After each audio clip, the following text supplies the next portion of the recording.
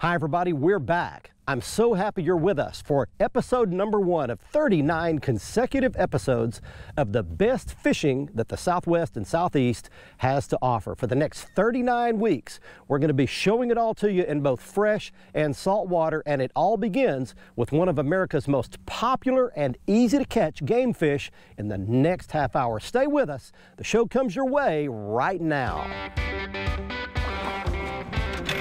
You're watching the only program with weekly fishing reports and real-time outdoor news from the Southeast region. This is Fox Sports Outdoors. Everybody loves to catch fish. In fact, did you know that fishing ranks second on the list of America's participant sports? And there's no more prolific fish that swims in freshwater anywhere across the southern tier of the U.S. than the white bass. Now, have you ever heard of the white bass pre-spawn? On this week's episode, we're going to teach you some things about catching white bass before they go on their annual migration, their spawning run up creeks and rivers. They're about to do that, but they're not quite there yet. Now, we've already got the Nitro Z20 launched into a lake that I've been to a few times before. Just in front of me here is Canyon Lake. This lake is situated just north of San Antonio, Texas. It's 8,000 surface acres. It's very deep. In fact, it's got 130 or 40 feet of water at some spots in the lake. It's very clear. It's got lots of stripers, largemouth, smallmouth bass, and tons of white bass. Now, we're going to talk about these fish just before they get ready to spawn, and some tips and secrets and techniques that you could use to put a whole bunch of them in your boat, in your fish basket, and have some hard fighting and tasty white bass for your next fish fry. While we're out doing that, we're taking you around the region for your latest fishing reports from our expert team of insider reporters, both fresh and saltwater reports from lakes, rivers, and bays right where you live. So right now, we're going to get the boat up in the mouth of the river, start talking about this, give you some great information in the next half hour. Let's get it all started back at the studio with the Weekend Planner. Hi everybody, and welcome back to a new season of Fox Sports Outdoors. The Salooner tables are predicting fair game fish activity throughout both days this weekend. Look for the prime daytime hours to begin at 1:27 on Saturday and 3:03 on Sunday, with top evening action starting roughly after midnight. Nights will feature a moon that is only 8% visible. Don't forget to set your clocks forward 1 hour when going to bed this Saturday night for daylight savings time. We're coming right back with fishing updates from around the area, plus I'll return with MLF angler Edwin Evers to answer this week's Ask the Pro question. Stay with us. Fox Sports Outdoors is brought to you by Mercury, Go Boldly, Lowrance, America's #1 fish finder, Gulf Shores and Orange Beach. Request our free 2019 fishing guide at orangebeach.com. They're fighting over it down there. I can feel them just hitting it. As soon as it gets down fairly deep, fish are actually fighting over the bait.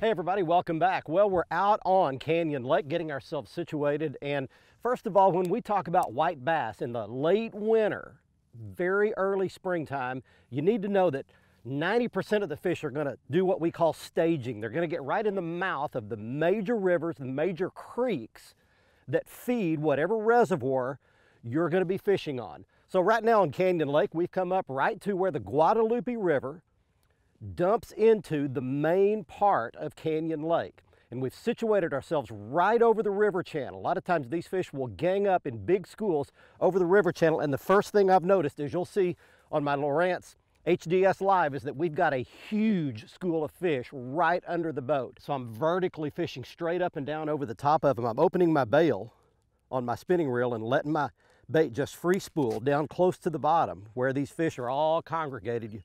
Once it gets down there, then I'm basically just holding it still and gently dropping it and raising it.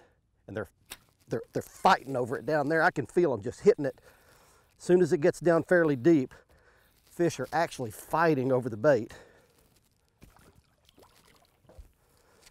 This is a great way to bring a kid fishing, or a elderly person that really can't do a lot of casting, reeling, that kind of thing. You just literally can drop it overboard.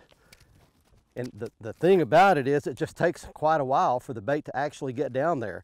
So just opening that bail, and I've got about a 1/4 ounce lead jig head. And then I've got a little plastic bait on the back of it. It looks like a little minnow or a little small shad. I'll show it to you at the end of the show. That's what it's imitating. That's what these fish are feeding on. And the longest thing, the thing that takes the most patience, is letting it get down almost to the bottom in 50 feet of water. It's just hard to believe that these fish are that deep down there, but they absolutely are.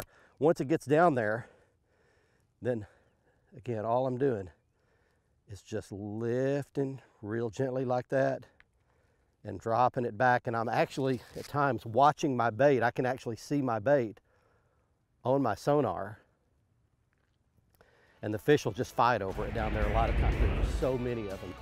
Mirror Lure, building quality saltwater lures since 1937. Turn on the bite anytime. Tie on a Mirror Lure. Well, fishing's heating up along the Gulf Coast. Over in Mississippi, big black drum in the 20 to 40 pound class are schooling along the outside barrier islands of Ship, Cat, and Horn. These are the big uglies. This is that time of year for these great big black drum. They're not pretty to look at, but they're hard fighting fish. They're fun to catch. This is the time for a really big black drum. Actually, there's probably some world record size fish that are available to anglers who use really light tackle. You can catch them on shrimp, crabs if you can get it. Blue crab knuckles work pretty well. And I'll also take some lures like jigs and of course a gulp, which is a great imitation lure too. Also in Mississippi, the Pascagoula Marsh has been good for red drum in a 3 to 6 pound class. On the east side of the Chandelier Islands toward Louisiana, there's been some red hot spotted sea trout fishing. These are 2 to 5 pound fish, and they're very concentrated. It takes a little effort to find them. You got to sometimes search for a couple of 3 hours till you locate them, but once you can find them, you can load up quick. In Alabama, my good friend Captain Charlie Gray out of Dauphin Island says trout fishing has been slow, but good fishing for red drum is available in Lower Mobile Bay. These are slot fish up to 26 inches.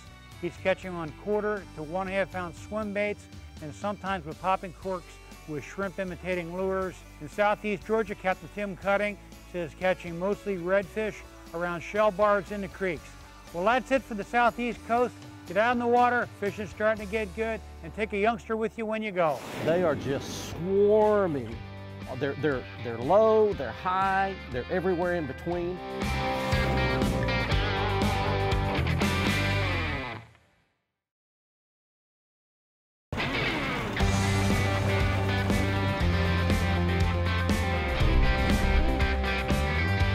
And right on cue, there is one. There he is in that clear water. Come in here, buddy. All right. Well, that just shows you that it works. They're here. Not a big one. You know, it's unbelievable. The giant schools of these fish.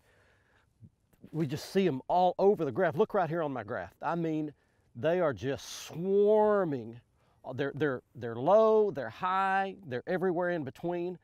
There's just lots of fish down there. In fact, that's really not that great right now. It was nearly completely blacked out a while ago. So these fish come up here in swarms, just big, thousands in schools, getting ready to move up the river. Now they stay deep this time of the year. It's not unusual. I caught that fish in 50 feet of water, and my bait was down about 40 feet. And so they'll be really deep before they go really shallow to spawn, and we'll talk some more about that. Hey guys, I'm Crispin Pally. I'm excited to be bringing you your Tennessee, Mississippi, and Alabama reports for another season. It is rainy, windy. It's all it ever is here anymore in this entire region. I'm looking for an umbrella sponsor for my spot, so if you know anybody, hook a guy up. Let's start in Mississippi and let's talk fishing. We're going to talk big crappie on SouthEAST Lake. They had a tournament down there recently, got a little intel. Those big females are staging up pre-spawn. I'm going to go down there and fish with a single pole with a bright colored piece of soft plastic because I want to feel that thump. There's some guys catching them long lining, but do your thing. Jumping over to Alabama, let's talk about Smith Lake for a minute. Clearwater, jerkbait, A-rig swim bait, lots of big ones there. Great place to go this time of year. but I also want to look at Gunnersville. Shallower, dirtier water, more grass, and that lipless bite is incredible down there right now. They caught a 13 down there a couple weeks ago. Awesome place to catch a giant pre-spawn largemouth. In Tennessee, we got one place we're going to look at, and one place only, and that's Lake Chickamauga. Arguably the best lake in the nation right now, and here's why. You can go down there and catch them on an A-rig, a swim bait, a lipless bait. There's grass, there's deep, there's whatever you want, but there's lots of big ones. They catch double-digit bass down there every week. So guys, there's a lot of awesome fishing opportunities in this region right now. Just get out there and get after them. God bless. Lift it. They usually get it on the lift like that. There we go. All right, there's another one. You notice one thing we're doing today here on Canyon Lake is up here in the upper end of the lake, we're following the river channel. You want to follow the actual river bed, the channel of the river where it really falls off into the deepest parts. These fish are going to use that as a migration route. So actually you can see right now we're near the shore. We're not far off the shore, but this channel actually makes a swing in here, hits that shore, and actually, if we pan out, you can see behind us, we're still kind of in the mouth of the river. It's still pretty wide right here. So you really need to pay attention to your graph and your chart to see where the river channel is. You don't want to really be up on the shallow side of this. These fish are going to stay in this deep water, and they're going to use this as a migration route, a roadway, a path, and they're just going to follow it. As soon as a couple of factors hit, and I'll tell you what those are next, these fish are going to hightail it straight up that river, and they're going to do the same thing in a reservoir that's fed by a major river system near you. Coosa River, Tennessee River, really any of those rivers over in the southeast or even here in the southwest. Fox Sports Outdoors is brought to you by Lose. Feel the difference. Gene LaRue and Bobby Garland, the best in bass and crappie lures, heads to tails. Glacier Glove, stay outdoors longer with our gloves, hats, and shades. Balls Out, made in the USA. Heavy-duty mounts for your fish finders. All right, well, I tell you, we've caught a bunch. I've probably weeded through 50 or 60 of these already.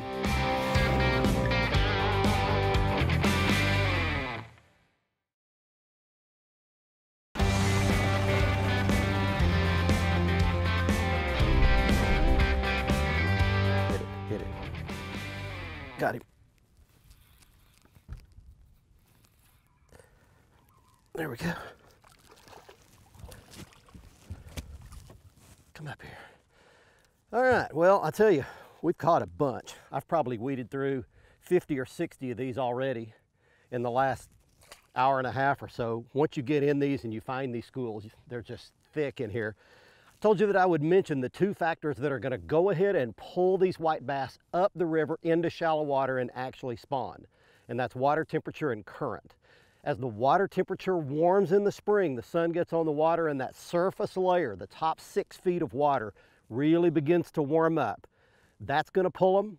And then current. Anytime you get a little bit of rain or a release of water from a dam and it comes down the river, any of that current in the river, those two factors, warming water, current, instinctively pull those white bass up to that shallow water. They'll go way up the rivers. They'll get right next to the bank, and they'll go ahead and lay their eggs. The males will go first, the females follow.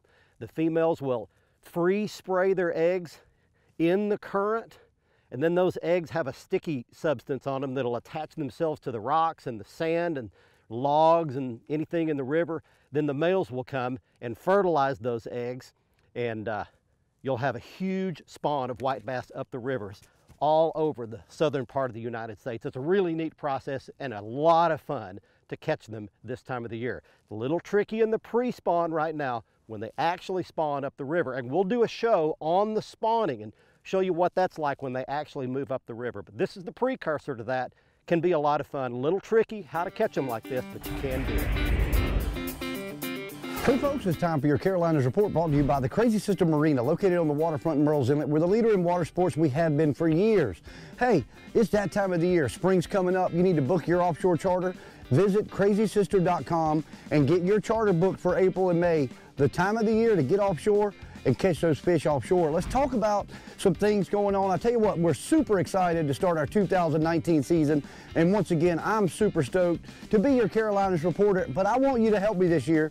If you'll go to captaine@gmail.com, email me some reports from your lakes. I know I miss areas in North Carolina, I miss areas in South Carolina. My objective is to make sure that I cover all your bodies of water this year. I want to make sure you get your share of reports, something to help you on the water. I'm going to talk about saltwater this week, and I tell you what, a lot of things going on. First and foremost, I'll tell you, the waters have warmed up. We've had some good warm front days, and you can look for some nice speckled trout and redfish in the backs of the creeks. Get out with artificial or live bait right now. I'm telling you, if you can get your hands on live shrimp floating under a cork, you can float those adjustable depth corks, cover some area, and find the fish. And on the offshore, I'll tell you what, incredible offshore bite for wahoo. Full moon just came a couple weeks ago. Those wahoo have moved up on the break. You can have a good time right now. This has been your Carolinas Report, brought to you by the Crazy Sister Marina. Remember, fish smarter, not harder. Keep your chaos organized.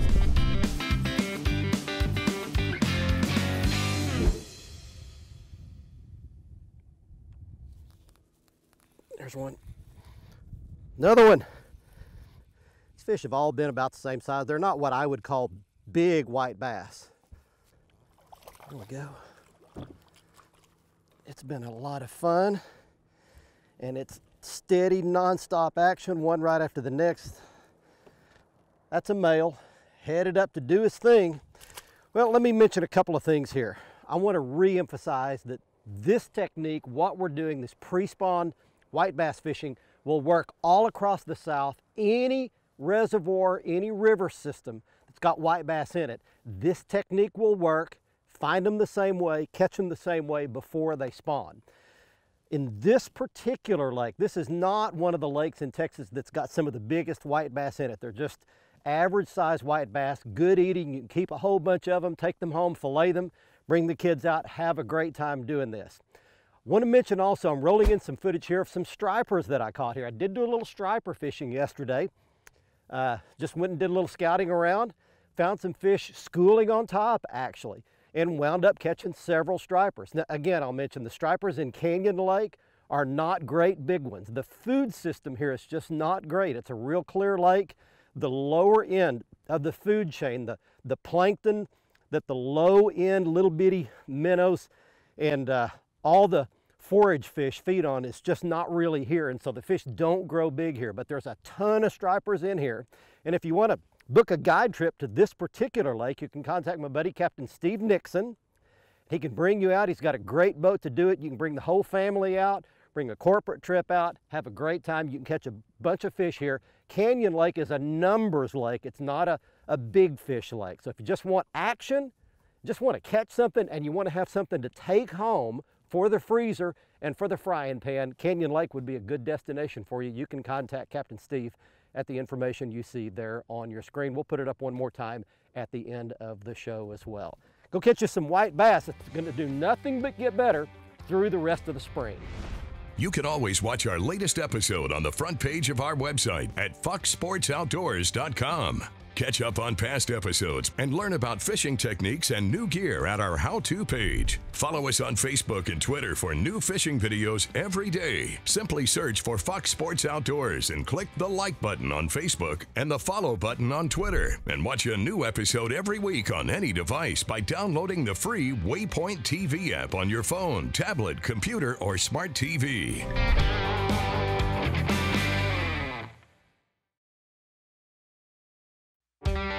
Fox Sports Outdoors is brought to you by Motor Guide's wireless and easy-to-use XI3, Waypoint Marine, the Gulf Coast's leading saltwater boating specialist, Strike King, Taiwan On, and Tracker Boats, America's best-selling fishing boats. Welcome back, everyone. Let's get right to your Ask the Pro question for this week. Justin wants to know, does catching a spawning bass off the bed hurt its ability to spawn? For an answer, we asked the 2016 Bassmaster Classic champion, Edwin Evers.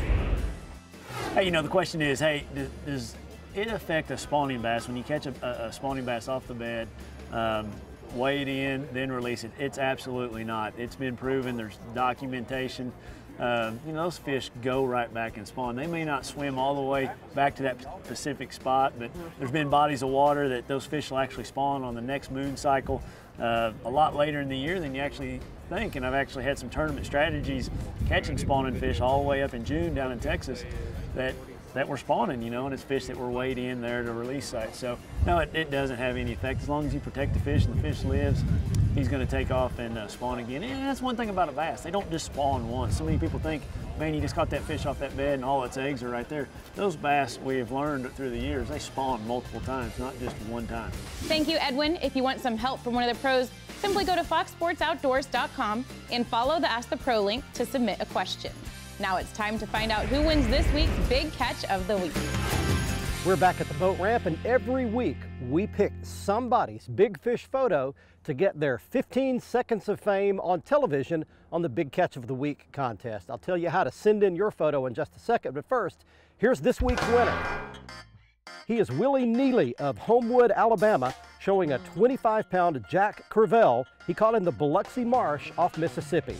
If you'd like to be our winner, just go to our website at foxsportsoutdoors.com, click on the Big Catch area on the right side of the front page, follow the instructions to send in your big fish photo.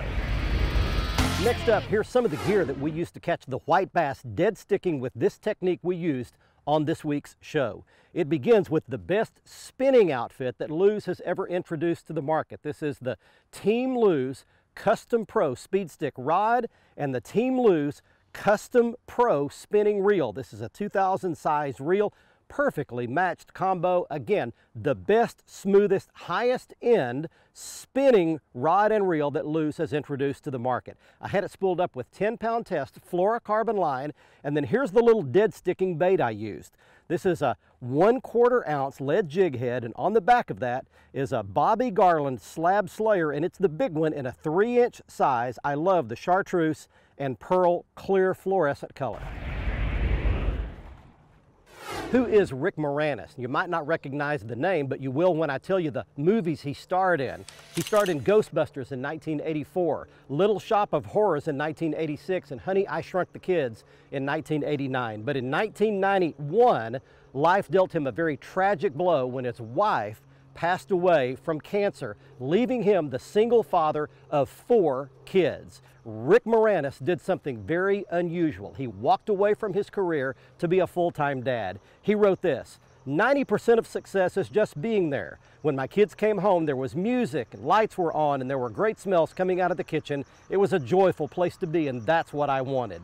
In my opinion, Rick Moranis did something heroic. He left fame, fortune, and power at the height of his success for the more important role of being a dad. And if Rick can do that, you can do something just as heroic in your world, in your family.